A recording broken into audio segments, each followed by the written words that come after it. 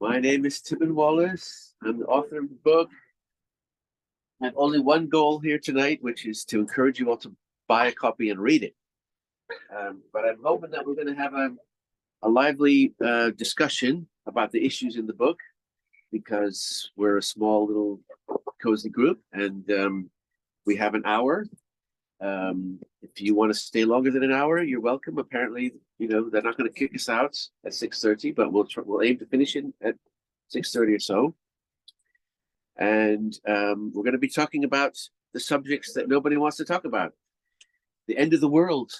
That's what we're talking about, and what we've got to fix this. We've got to do something that will make a difference. And so that's what the book is about, and that's what we're going to talk about tonight. I have colleagues here who are willing to jump in and contribute, and we're going to have, as I said, a lively discussion, I hope, about some of the issues. But I'm just going to start by giving an overview of what's in the book to encourage you to read it.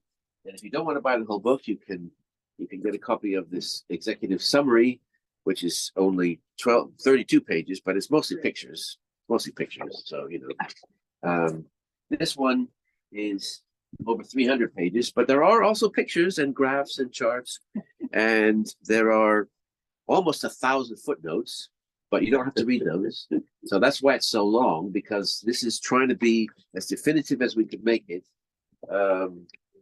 and with the original sources and information that you can follow up with if you're not convinced or you want to know more or whatever.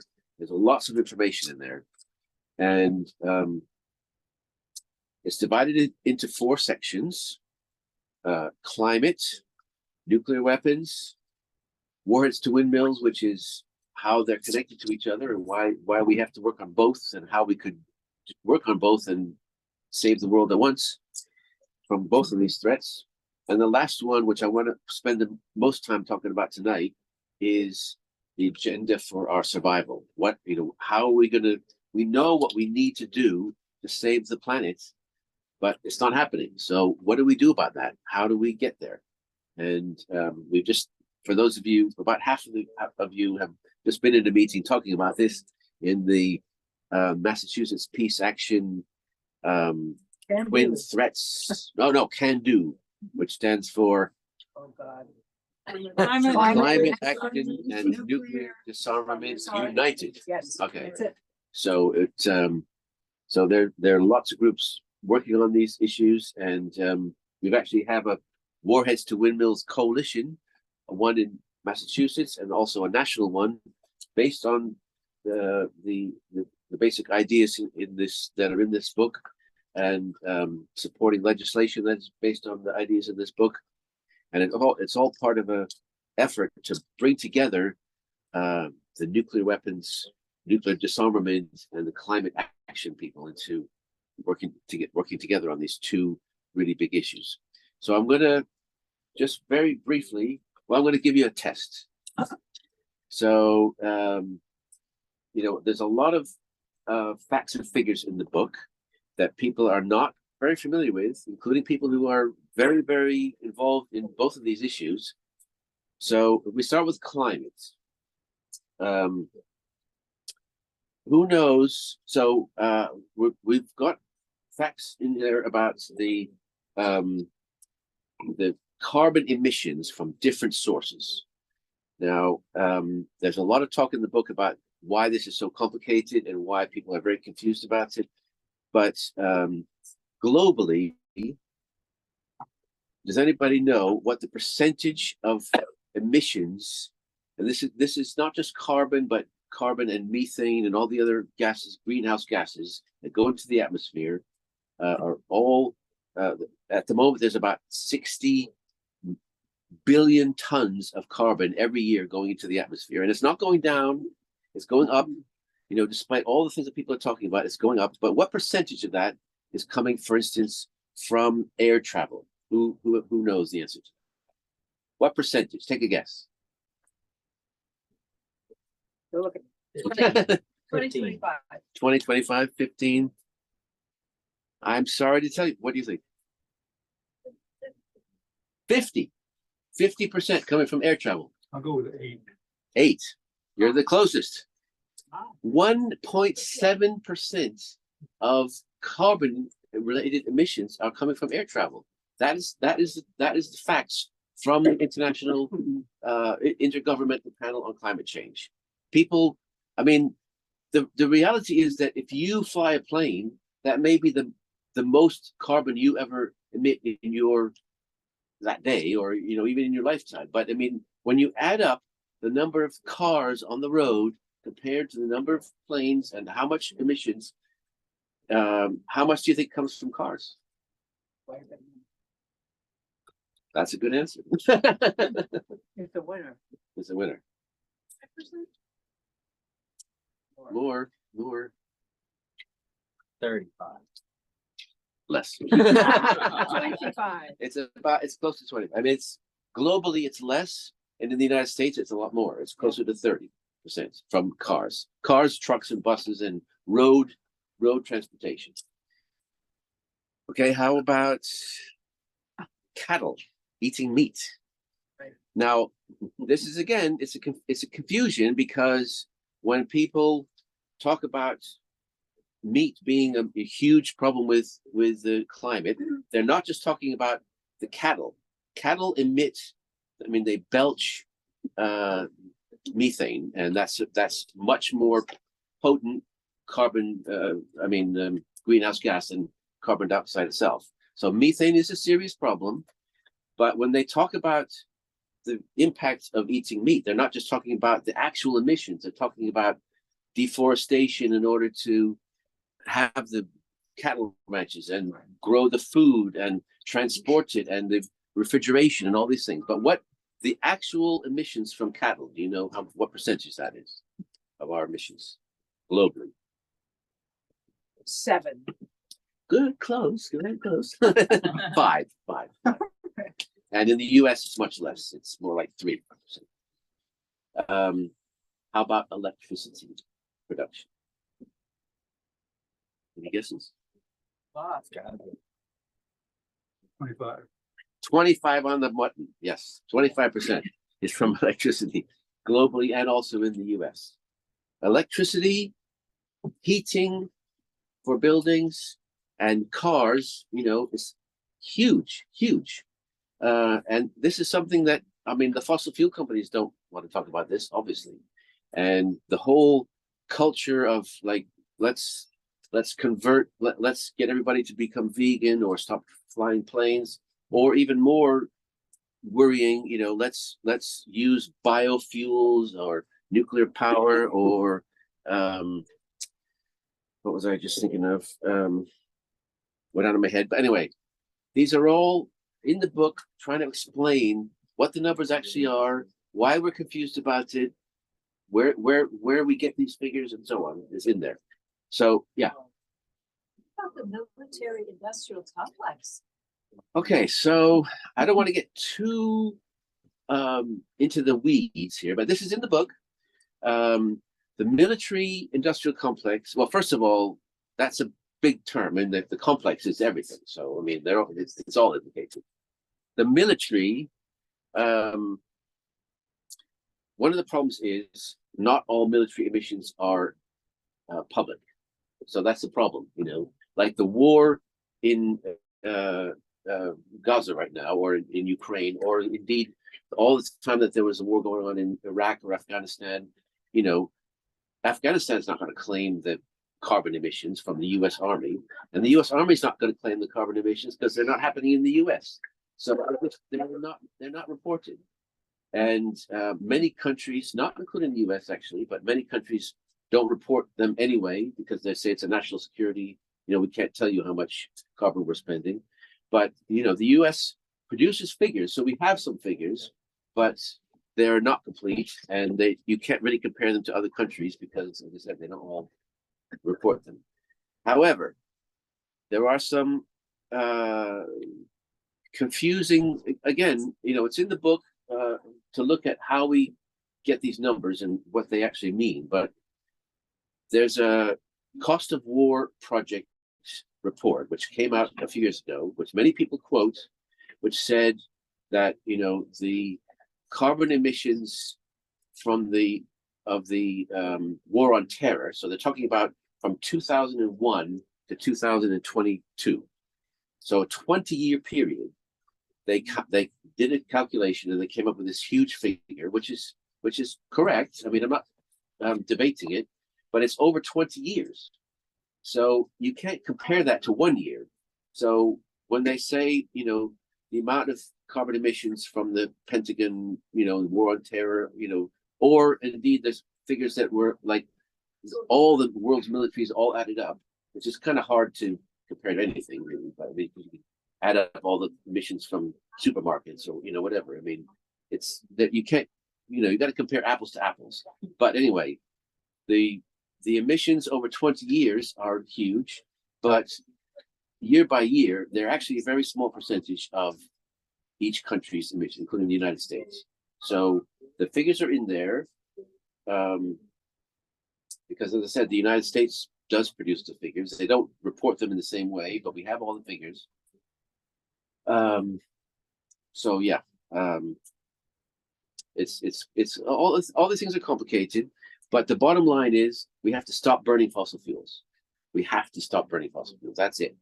And we look at the as I mentioned, some of the false solutions and some of the things that people are promoting and why all these things are so confusing. And then we look at what has to happen. And I don't know how many of you are familiar with the fossil fuel treaty campaign. Do you know about that?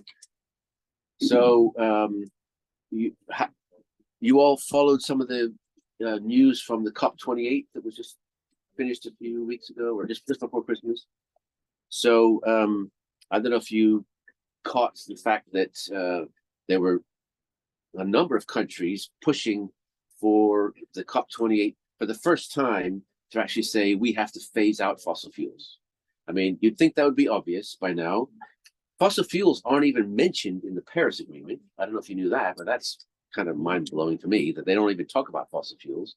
Fossil fuels are 86% of the carbon emissions globally. We have to stop burning fossil fuels.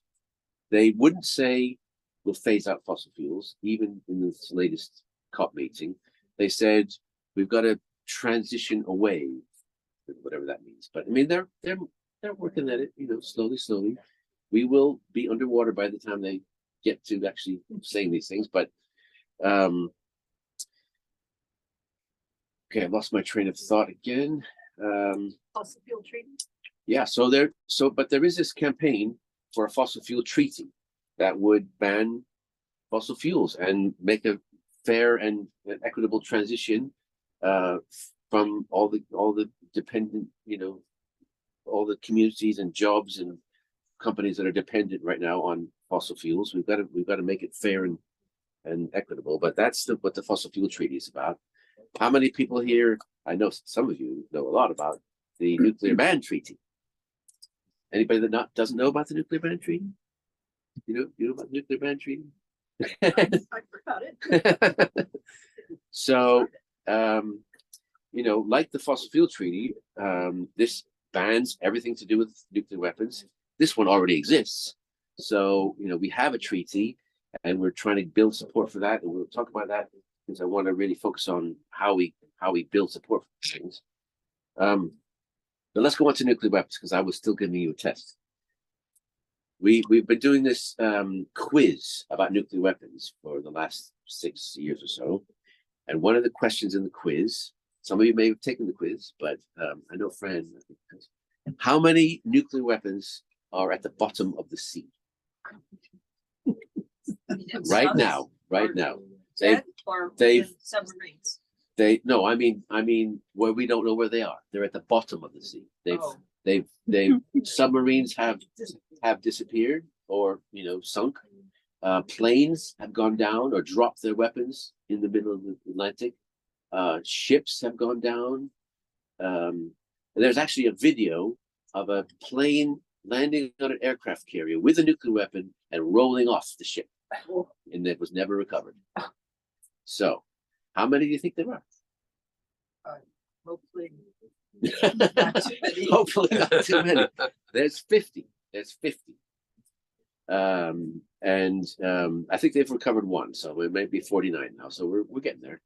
But unfortunately, there's also some more that are under ice, which is melting in Greenland. There's I think 4 nuclear weapons that were never recovered from Greenland, and they're under the ice. And the ice is melting. So I mean, these things are hugely dangerous.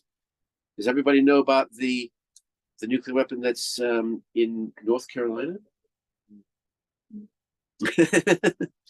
So they dropped a nuclear weapon on North Carolina by mistake, and it went 660 feet into the mud, and it's too dangerous to dig it up. So it's still there. That's from 1962. There's a nuclear weapon underneath the mud in North Carolina, and there's a little sign that says, this is the site of an incident or something like that. I got a picture of the sign. It's pretty scary. But anyway, so those are some of the questions about nuclear weapons. There's lots more. But these are two. There are lots of things going on in the world. We all know that. There's wars. There's terrible threats to our democracy right now. There's all kinds of things going on, but 2 of them are certainly the threats from nuclear weapons and from climate. And if we don't address these adequately, we are finished. And we've got at least one. No, did they leave the other 2? Yeah. We got we got a few from the non-white haired generation, who are going to be living at a time when this is all going to blow up if we don't do something about it. Not just literally, but also in terms of the climate. I mean, another question I ask people is, how much do you imagine the sea level could rise if the ice melts on the polar ice caps? And we have there's a lot of discussion in climate circles about how much it will rise, whether we do anything about it or not, at this point, between now and the end of this century. And it's serious, but it's measured in centimeters. It's like 1 foot, maybe as much as 3 feet. But that's how much in the next, well, we're now 24, so the next 75 years, that's what they're expecting the sea level could rise. And that will already inundate huge parts of Florida, probably parts of Boston. I don't know how high we are above sea level here. I'm not sure. But if we don't stop this process, we're talking about melt that's much more significant. Does anybody have any idea how much ice there is in the polar ice caps that, if it melts, how much that will raise the sea level? I mean, it's any ideas, any suggestions? David, you got anything? 10 feet. 200 feet. 200 feet of the entire sea is in the ice. It's amazing. These are things that are scary, but they're also like impetus that we got to do something about these things. And so, jumping ahead very rapidly.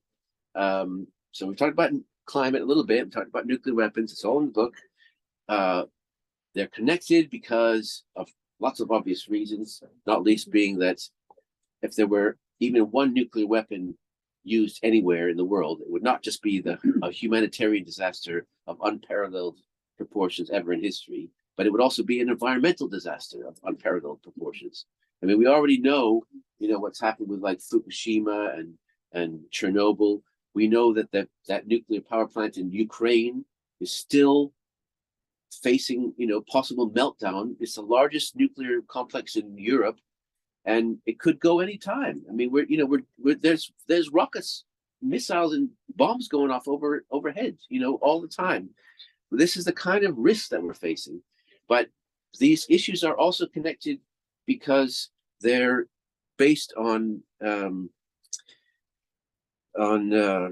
similar corporate profit motives, that mean that we don't deal with our consequences. We just deal with a quick buck, and we let all the rest, let the rest of the world figure out what to do about it.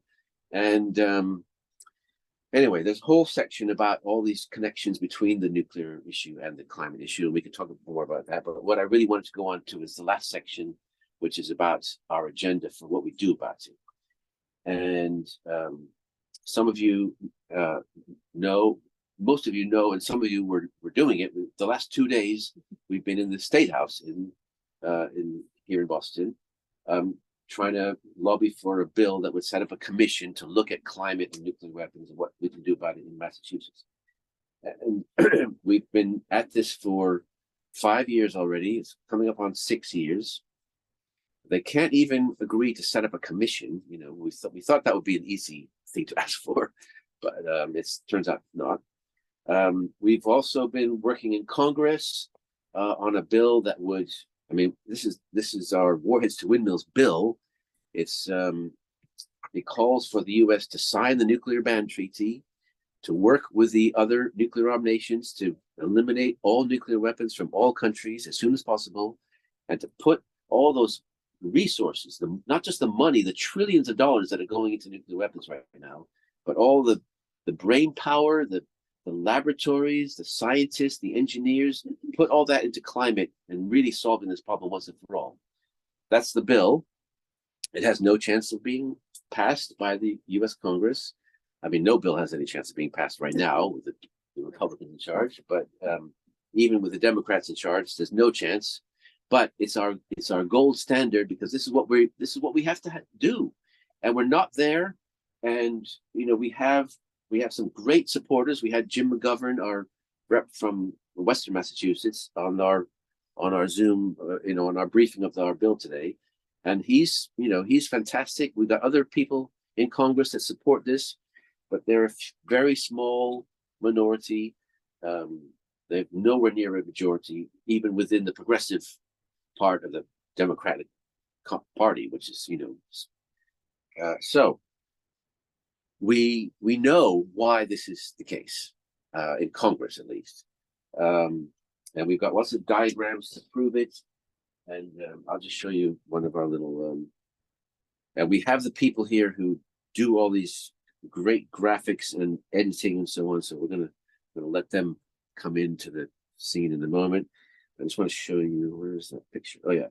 So this is in the book as well, but why is this so difficult? Well, we've got and you can see all the money bags all around the place. Voters elect their members of Congress, and they should pass the things that the voters want them to do, right? No, they don't, because there is the lobbyists, the revolving doors, the corporate payouts that basically bribe our members of Congress and use their influence to make sure that people don't hear about the alternatives, and the members of Congress get all their advice. And it's a complete racket. And in fact, there's been books called The Racket. So it's the corporations that basically run this country, and we know that. We're not going to get Congress. We're not going to get people elected to Congress. We're not going to get a president willing to sign these treaties until we can get the companies to change their position. Now, this is where it becomes exciting, because we have an opportunity through the companies to put pressure on our elected politicians and really make a difference. And luckily, it's not just us in this room. We are part of something much bigger. And I mentioned the Nuclear Ban Treaty and the Fossil Fuel Treaty. These are supported by thousands of organizations around the world, and not just organizations like us, but actual governments are supporting this. And so we have, in the case of nuclear weapons, we have a country like Ireland. This is my favorite example. I know there may be some people here who believe in the abolition of prisons, but this is one place where we need prisons, and that is to put these people in jail who are making nuclear weapons and doing these, potentially world-ending things. They got to feel the legal penalties of doing this. And in Ireland, if you have anything to do with nuclear weapons, including financing them, researching them, developing them, moving them around, transporting them, you could face up to life in prison in Ireland. That's pretty amazing. And we've been just at the nuclear ban treaty meeting. Susan was there, Anwin was there, Vicky was there, and Fran was there. And we're trying to get other countries to follow the example of Ireland, because there are now 69 countries that have signed and ratified this treaty that makes it illegal to have anything to do with these weapons in those countries. And if they would keep putting on the pressure, I mean, there's already the pressure, because the companies like Raytheon, General Dynamics, what was that? Draper Lab. Draper Lab, Lockheed Martin. Yeah, I mean, Draper Labs is a slightly different case. Welcome, Peter. But these other companies have operations all over the world. I mean, they're international companies, and especially the big ones like, Lockheed Martin and so on. They're everywhere, and they're already in these countries that have passed these laws about the nuclear ban. So, Mexico is part of the nuclear treaty. All these companies are in Mexico. They're all in the Philippines, which is part of this treaty. And the more countries that join the treaty, the more there's going to be this pressure on these companies. Not only, going to Ireland to play golf or whatever and risking arrest, but having suppliers, investors, operations, offices, anything that's related to nuclear weapons in these other countries is potentially a threat to these big companies. So that is where we're getting support from around the world, and huge amounts of divestment. Anybody here follow the divestment movement for the fossil fuels? How much money has been divested or been committed to divesting from fossil fuels? A huge amount, $41 trillion. I mean, it's pretty amazing. The budget of the US is what, 1.7 trillion or something. So 41 trillion has already been pulled away from the fossil fuel companies, saying you can't have this money. And they're feeling that, that's why the fossil fuel movement, the climate movement is so much more powerful right now, because, well, not one reason is because there is this money being pulled out. Now, the nuclear weapons divestment is also very powerful. They've got 4 trillion pulled out of the nuclear weapons companies, which is only a tenth of the fossil fuels, but it's still significant. It's a lot of money.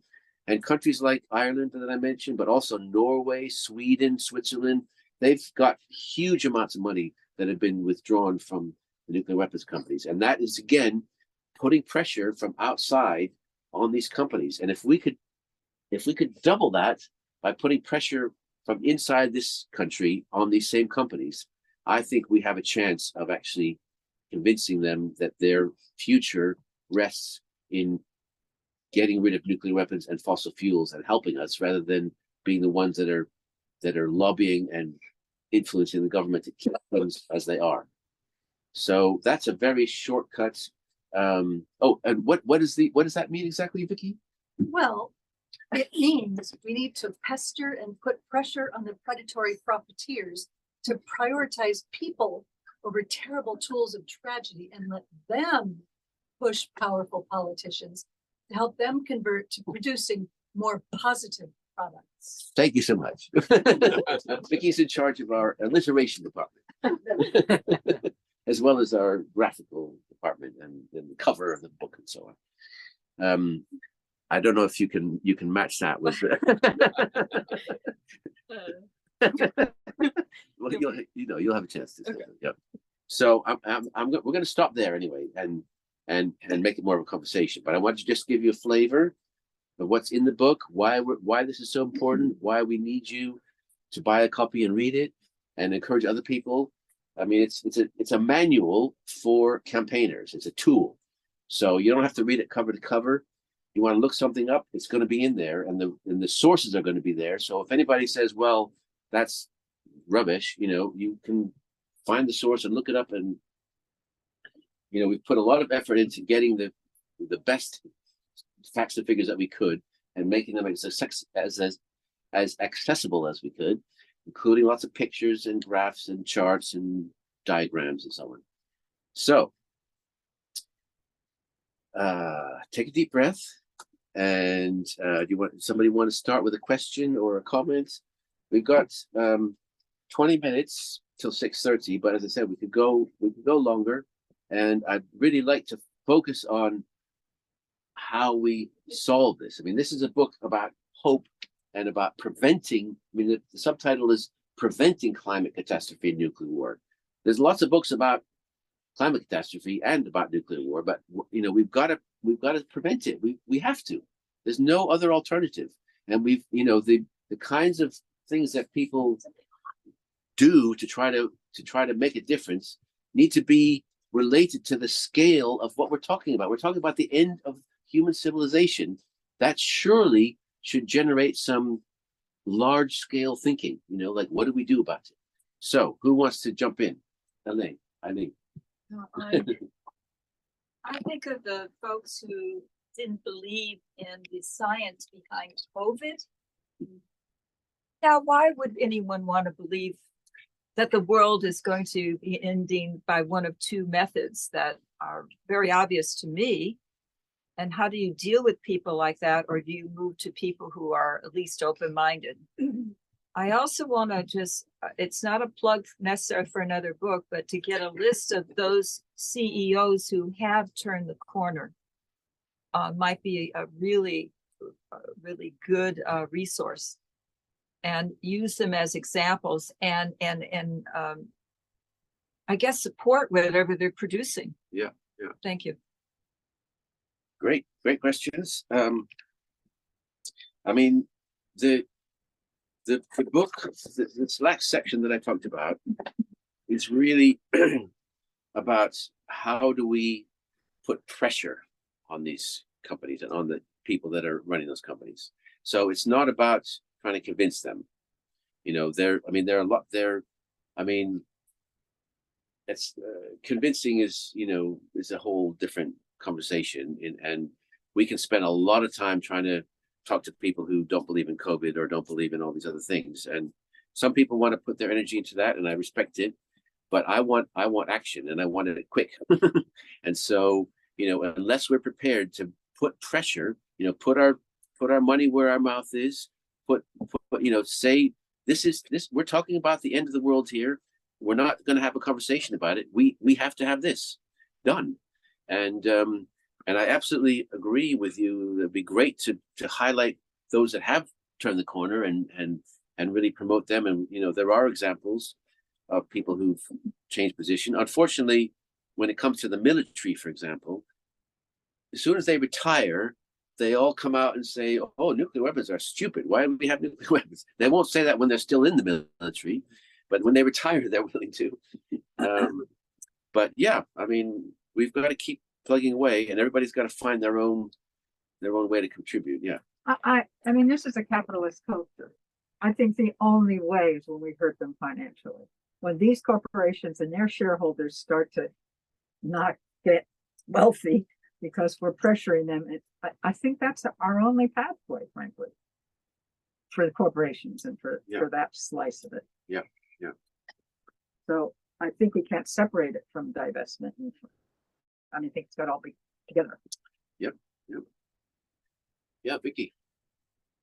And thinking about the most effective ways to pressure the corporations, stigmatizing and letting the shareholders know that their product is at legislative risk or stranded assets risk. Can you talk a little bit more about how just fear, of losing their good reputations can affect these countries?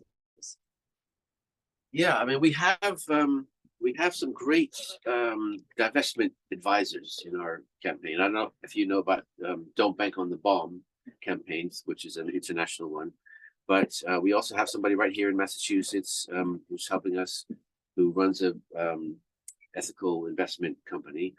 And there are so many pieces to this. The divestment by itself isn't necessarily enough to put pressure on these companies, because other investors fill their gap. They can ignore it to some extent, but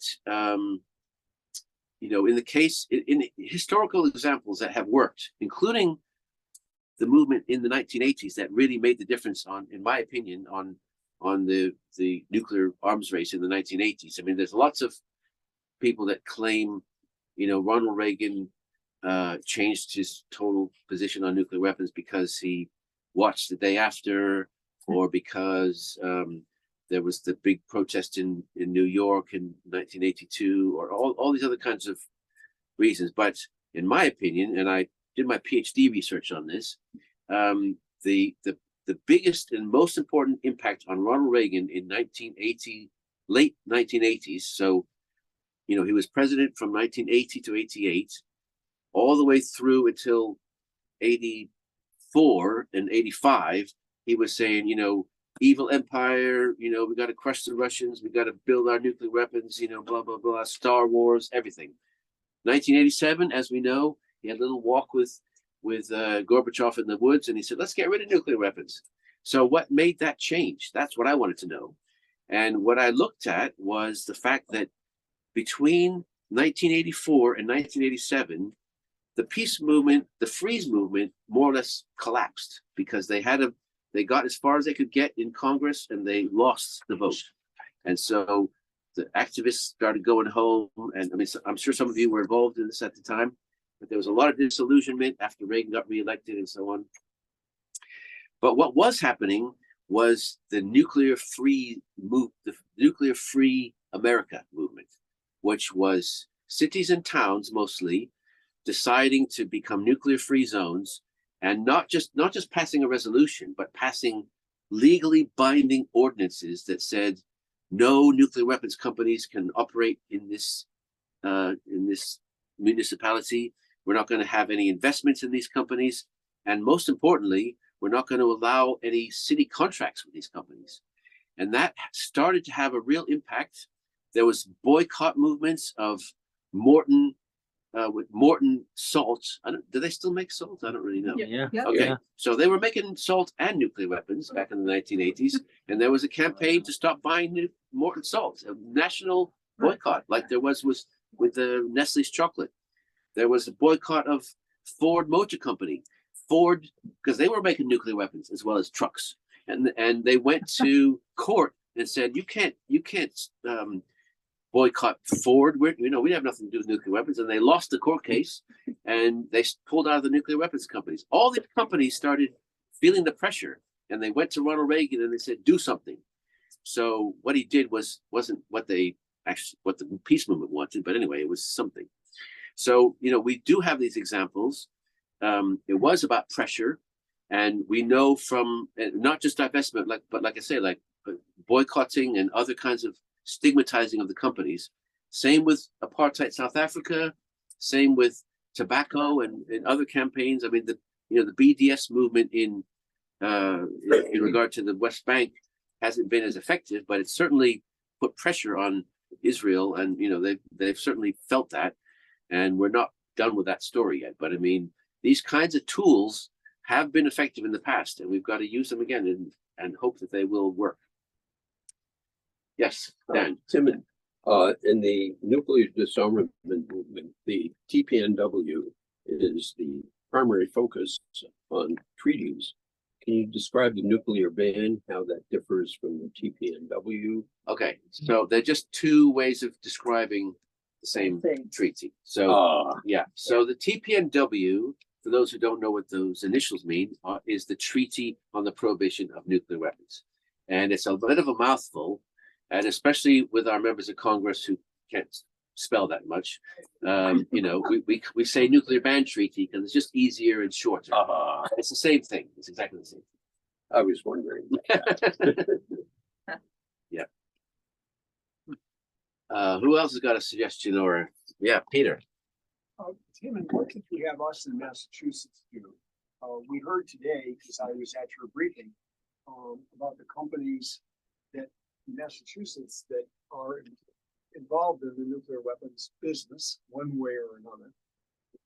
What should we start doing about them? Well, we're already, and let me acknowledge, we're already picking and ranking for a bunch of reasons, not just this nuclear weapons. These companies are evil in lots of different ways. But we, we are trying to. I mean, the legislation that we were talking about that we've been in the State House today and yesterday is just to set up a commission to start looking into this. It's a very, very simple ask, and it's kind of a no-brainer. But what we want them to come up with are suggestions for what we can do as a state, which include things like the state pension funds, which are invested in these companies. We could be doing a huge amount with that. The fact that city contracts. Now, I mentioned these. Northampton is the first city in Massachusetts, and probably in the country. No, not in the country. The first city in Massachusetts that passed an. It was an executive order by the mayor that says Northampton will not contract with any company that makes or has anything to do with nuclear weapons. We want other cities and towns in Massachusetts to do that because we had to go through a home rule petition to the State House. Both the House and the Senate had to pass it. It had to be signed by the governor. We went through all that, and now we have this special dispensation that allows Northampton to refuse contracts with these companies. And now it's a precedent for every other, for Newton, for Cambridge, for Boston, for whatever other cities. You should be doing this. I don't know how to get this out more, but I mean, this is one idea that could be huge because these companies, they don't make a lot of consumer products. I told the story last night about Honeywell. We had a campaign 5 years ago to tell Honeywell we're not going to buy your thermostats if you keep making nuclear weapons. Well, they turned around and instead of stopping the nuclear weapons, they sold their thermostat division. So so they do. So Honeywell still makes muck boots. Has anybody ever got muck boots? Oh, yeah. No, they're exactly. good. Yeah, well, they're made by Honeywell, so watch out. They make some other products. There's other consumer products like gloves and but mostly these companies make nuclear weapons and they make big things. They build hospitals. They do a lot of medical equipment, and we want to get hospitals to refuse to buy from these companies. They make airports. They make bridges and trains stations. They build huge projects. So if we can get a state, especially, but even a city, to say we're not going to contract with you to build our underground car park or whatever, or to have our police radios, that is where we can have a real impact on these companies. That as individuals we don't have as much impact. So that's the kind of thing. But churches, other faith communities, synagogues, they all have investments, and schools, hospitals. We've got to start working with all the institutions that we're connected with to get them to say, okay, if we really want to save the planet, we've got to stop supporting these companies and put pressure on them. So that's my answer. What about shareholder action? What about shareholder action? Okay, we have this story of the Catholic Sisters Order. I've forgotten even what they did, but they held stock in some company that was engaged in nefarious work, and they brought a shareholder action. Yep, and Vicky's been doing that. You might want to say a bit more about that, but there's lots of things people can do.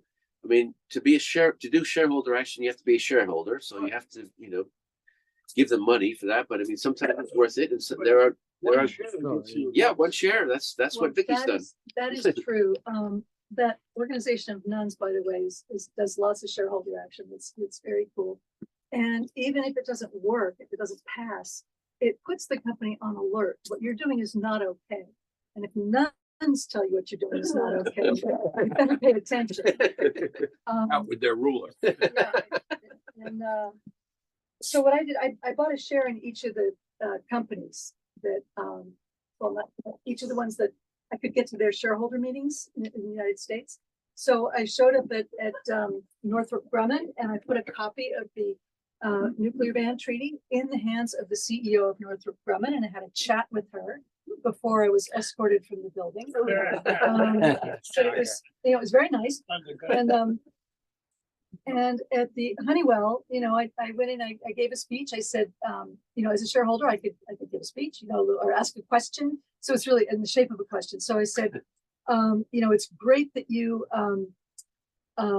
you know, make really nice thermostats and stuff, you know, but it's a shame you sold that division because that was the best thing that you did. And, you know, if you want to stay in business, you're going to have to get out of the nuclear weapons industry because that is now becoming increasingly illegal. And you're going to have to, you know, find other ways to stay profitable. That was a lot of fun. It didn't change the world. The problem with the shareholder action now is since the pandemic, almost all the shareholder meetings are online and they do not have a button to push to ask a question. So they're very short, they're very sanitized, and there's no give and take. But to be able to stand up in front of a couple hundred shareholders of Honeywell and talk about it, you know, and I think that those shareholder meetings get broadcast to their employees. Right. I mean, well, we got to just keep trying everything. We have been trying so many different approaches. And you know, we're just going to keep going till we make it. Yeah. Okay, so we're getting close to 6:30. We got 3 questions here. You're next. So are there companies other than the overt producers of fossil fuels that should be targeted to benefit the climate? Okay, so what I've done in the book is to focus on the company, in terms of fossil fuel companies, to focus on the 20 companies that are most complicit in keeping the Congress from doing what it should be doing. So a lot of fossil fuel divestment is based on the Carbon Underground 200 companies that have the most you know, assets in the ground of oil, gas, and coal. And many of those are inaccessible to us because they're state-owned companies, you know, that have vast resources, but we don't have an easy way to. Some of them you can't even divest from because they don't have public stock or whatever. But most of them are inaccessible. But the companies that are spending the most amounts of money, lobbying our members of Congress, bribing them in lots of other ways, providing, you know, research. They you know, they fund all these think tanks that then produce these reports and say, oh, well, we got to have, you know, this and that. Those companies, there's about 20 of them. And those are the ones I think we should be targeting, not just with divestment, as I said, but with boycott. Yeah. Now, again, you know, there's a complicated relationship between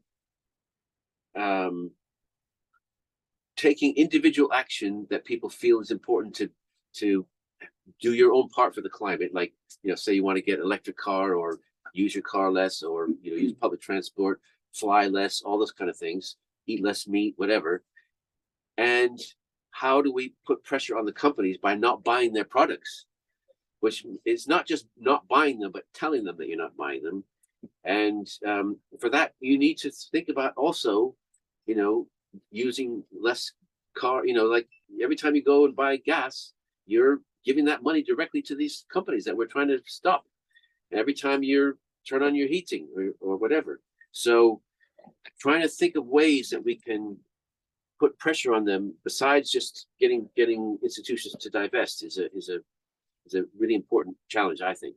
And as I said, I've narrowed it down to these companies and looked at, for instance, you know, one idea which I threw out in the book. I haven't had anybody pick up on it yet, but you know, we could be boycotting even people who have cars that run on gasoline or diesel, could be boycotting these 20 major oil companies and getting their gas from the smaller companies that are not as, I mean, they're smaller, or some of them are independent. Some of them, you know, have they sort of collaborate to get their oil, not from the big companies. But you could be going to those gas stations and not to Shell and ExxonMobil and so on, and trying to make a statement and tell people why you're doing that, and have a campaign around, boycott Shell gas stations, which they've done in Europe many times, of Shell specifically. But okay, we're getting close, but we can keep going if you want to stay. But yeah, This may be a lost cause because people's lives depend on it in a different way economically. Have any unions, has there been an attempt to approach union people, and how successful, and if successful at all, what was done to make it successful? okay, so we're currently, in Massachusetts, we have good relations with the teachers union, with the nurses union, and some of the electricians, what's it called? The CIEU. SIE. Not them. SEIU. AFL-CIO? Is that what No. you mean? Service Oh, No, SEIU. SEIU, Oh, yeah, sorry, yeah. But and in other places, there's unions. The problem is a lot of trade unions or labor unions have members who are working on wind turbines, for instance, who love this stuff, but they're the same union that work in the nuclear power plants or whatever, or the same unions that work on columns or whatever. So it's quite hard. Internationally, there's a lot of union involvement in both these campaigns. The I think it's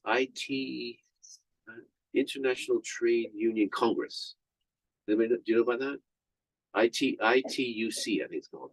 They've got like millions of members globally.